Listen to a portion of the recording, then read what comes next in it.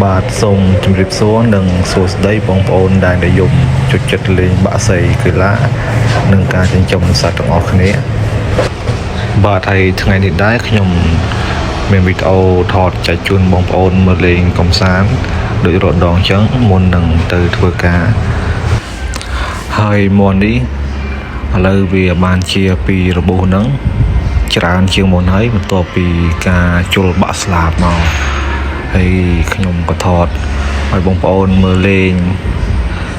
ដើម្បីបំបត្តិការអបសុខដើម្បីការស្រឡាញ់របស់ខ្ញុំដែរទើបខ្ញុំថតចែកជូនបងប្អូនមើលជារៀងរាល់ថ្ងៃហើយបងប្អូនឃើញឥឡូវមុនខ្ញុំរៀងស្រឡះអញ្ចឹងមុនខ្ញុំជុលចាញ់អស់ខ្លះហើយក៏យើងលក់ចេញអស់ខ្លះដែរសម្រាប់មានអំបៅខ្ទុយសណ្ដូក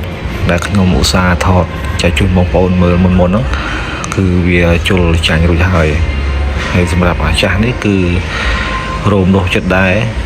ប៉ុន្តែយើងមិនទាន់បានចូលទៅថ្មឬក៏ថែវាទេព្រោះអីយើងធ្វើការវេនព្រឹកអញ្ចឹងហើយឥឡូវខ្ញុំដាក់ស្លឹកដំឡូងឲ្យវាស៊ីដើម្បីឲ្យវាត្រជាក់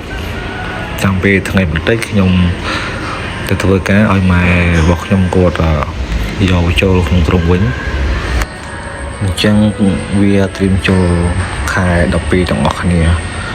អញ្ចឹងមនយើងធ្លាប់តែច្រើនឥឡូវតិចអញ្ចឹងយើងក៏នឹកវាដែរតែធ្វើមិនអានឹងការរស់ស៊ីហើយនឹងការជុលវាតែងតែផ្លាស់ប្ដូរអញ្ចឹងឯងមានកាត់ចិត្តពីវាខ្លះទៅសម្រាប់អាធំនេះគីឡូវាគឺដដែលទេ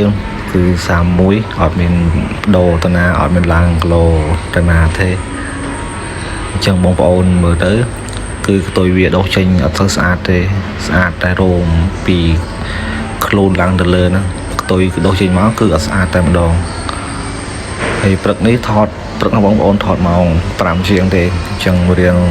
ឃើញស្ទុំស្អាតចំណែកខ្លែងនេះវាឆ្នះ2ដងហើយអញ្ចឹង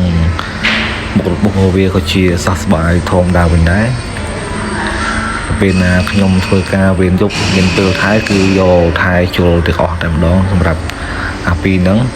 សម្រាប់បាក់ស្លាប់ហ្នឹងគឺអត់ទាន់ជុលទេគីឡូនេះគឺ28ឥឡូវវាក៏ស្រក27ប៉ុ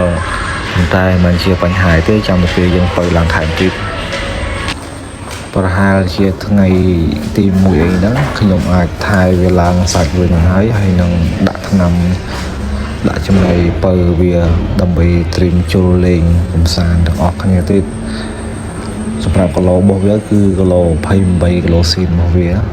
ហើយបងប្អូនឃើញមេទាំងអស់ហ្នឹងគឺមេរំចូលដល់បងប្អូនតែខ្ញុំអត់មានពេលទៅថតដល់បងប្អូនមើលទេថតបានតែឈ្មោះអញ្ចឹង